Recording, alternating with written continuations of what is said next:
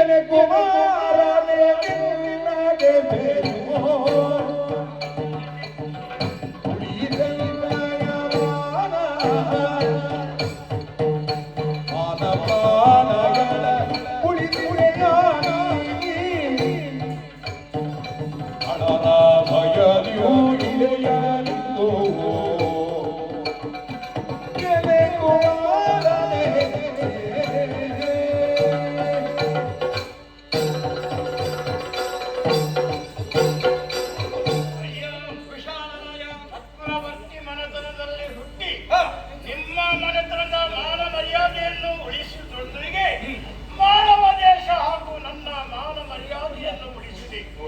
ಸೆರೆಮನೆಯಲ್ಲಿ ಹಾಕಿದ್ದಾರೆ ಅವರು. ನನ್ನನ್ನು ಬಿಡಿಸಿದೆ.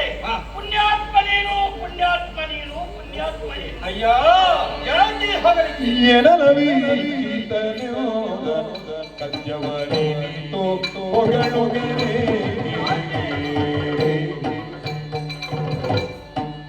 ನಿಮ್ಮಯ ತಲೆಯಾದ ಭಕ್ತಿಯ ಮುಗಿದೋ ಘನವೀರಾಯ ತನಯಗಾದ ಭಕ್ತಿಯ ಮುಗಿದು ಘನವೀರಾಯ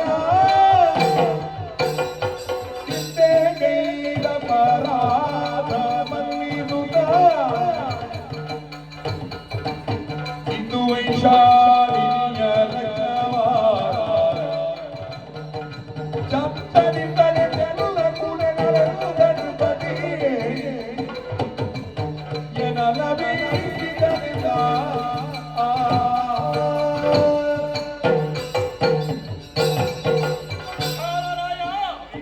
ವಿಶಾಲವಾಗಿರುವಂತಹ ಮನಸ್ಸನ್ನು ಹೊಂದಿದವ ಎನ್ನುವುದು ಅರ್ಥವಾಯಿತು. ನಾನಾ ರೀತಿಯಿಂದ ನನ್ನನ್ನು ಹೊಗಳುವುದಕ್ಕೆ ಮುಂದಾದೆಯಲ್ಲ. ಏನು ಘನ ಕಾರ್ಯವನ್ನು ನಾನು ಮಾಡಿದೆ ಅಂತ ಹೊಗಳುತ್ತಾ ಇದ್ದೆ. ಹಿಂದಿನ ಕೆಲವೆಲ್ಲ ವಿಚಾರವನ್ನು ಆಲೋಚನೆ ಮಾಡಿದ್ದೆ. ಇದು ಏನೂ ಅಲ್ಲ ಎನ್ನುವುದು ನನಗೆ ಅರ್ಥವಾಗುತ್ತಾ ಇದೆ. ನಿನ್ನ ಕರುಳ ಬಳಿಯೇ ವೈಶಾಲಿಯಲ್ಲಿ ತುಂಬಿರುವಂತಹ ಸಭೆಯ ಮುಂದೆ ನಾನು ಧಿಕ್ಕರಿಸಿದ ಪರಿಣಾಮವಾಗಿ ಎಂತಹ ಹೇಯ ಕೃತ್ಯವನ್ನು ಮಾಡಿದೆ ಎನ್ನುವುದು ಅಡಿಗಡಿಗೆ ಚಿಂತೆ ನನ್ನನ್ನು ಚಿತೆಯಂತೆ ಕಾಡುತ್ತಾನೆ. ಇದನ್ನು ಸರಿಪಡಿಸುವುದು ಹೇಗೆ ಎನ್ನುವ ಹಾಗೆ ಆಲೋಚನೆ ಮಾಡುತ್ತಿರುವಂತಹ ಸಮಯದಲ್ಲಿ ನಡೆಯುತ್ತಿರುವ ಒಬ್ಬ ಭೂಮಿಯನ್ನು ಎಡವಿ ಬೀಳುವಾಗ ಭೂಮಿಯನ್ನೇ ಆಧರಿಸಿ ಮೇಲೆ ಏಳುವಂತೆ ಆ ತಪ್ಪನ್ನು ತಿದ್ದುಕೊಳ್ಳುವುದಕ್ಕೆ ಒಂದು ವೇದಿಕೆ ನಿರ್ಮಾಣವಾಯಿತು. ದುರುಳರನ್ನು ಸೆರೆಬಿಡಿದೆ, ನಿಮ್ಮನ್ನು ಸೆರೆಬಿಡಿಸಿದೆ. ಅಯ್ಯ ಪುಣ್ಯಾತ್ಮ, ಏನಾದರೂ ತಪ್ಪಾಗಿದೆ ನನ್ನನ್ನು ಕ್ಷಮಿಸಬೇಕು ಅನ್ನುವುದರೊಂದಿಗೆ ನಿನ್ನ ಪ್ರೀತಿಯ ಮಗಳಾಗಿರುವಂತಹ ವೈಶಾಲ್ಯ ಮತ್ತೊಮ್ಮೆ ಕಾಣಬೇಕು, ಅವಳನ್ನೇ ಸೇರಬೇಕು, ಅವಳನ್ನೇ ಮದುವೆ ಆಗಬೇಕು ಎನ್ನುವ ನಿರ್ಧಾರಕ್ಕೆ ಬಂದವನು ನಾನು. ದೊಡ್ಡ ಮನಸ್ಸು ಮಾಡುವುದರ ಮೂಲಕವಾಗಿ ವೈಶಾಲಿಯನ್ನು ಧಾರೆ ಎಳೆದು ಕೊಡುವೆಯ ರಕ್ಷಿತ ಬರುವುದದಿ ತಡವಾಯಿತು ಮೋಹದ ಅರಳೆ ಕಾರಣವಾದಿಯಾದಳು ಬರಿ ಬರಿಯೊಳುಳಿದರು ಕೇಳದೆ ಎರಡು ತಳುದೋ ಬರುವುದದಿ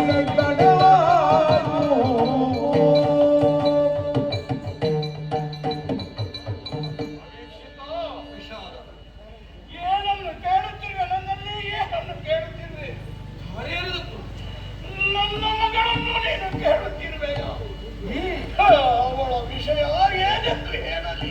ಯಾಕೆ ಕಣ್ಣೀರು? ನನ್ನಲ್ಲೇ ಅಪ್ಪಣೆಯನ್ನು ಪಡೆದು ವೈರಾಗ್ಯದಿಂದ ನಾನು ಕಾಡಿಗೆ ಹೋಗುತ್ತೇನೆ, ದೇವನ ಕುರಿತು ತಪಸ್ಸು ಮಾಡುತ್ತೇನೆ ಎಂಬುದಾಗಿ ಹೊರನಾಡಿ ಹೋಗಿದ್ದಾಳೆ. ಎಲ್ಲಿದ್ದಾಳೋ ಏನಾಗಿದ್ದಾಳೋ ಎಂಬುದಾಗಿ ಗೊತ್ತಿಲ್ಲ ವೀಕ್ಷಕ. ಮತ್ತೆ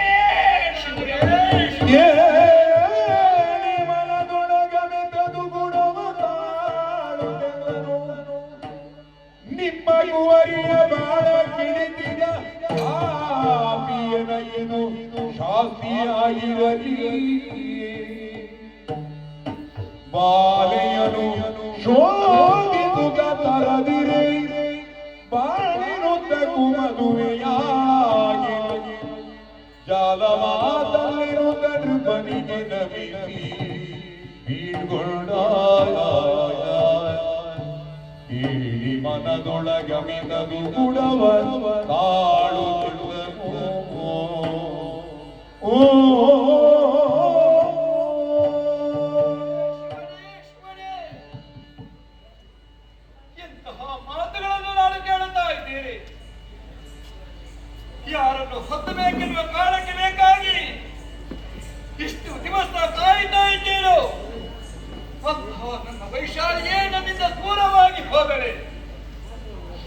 ವಿಶಾಲರಾಯ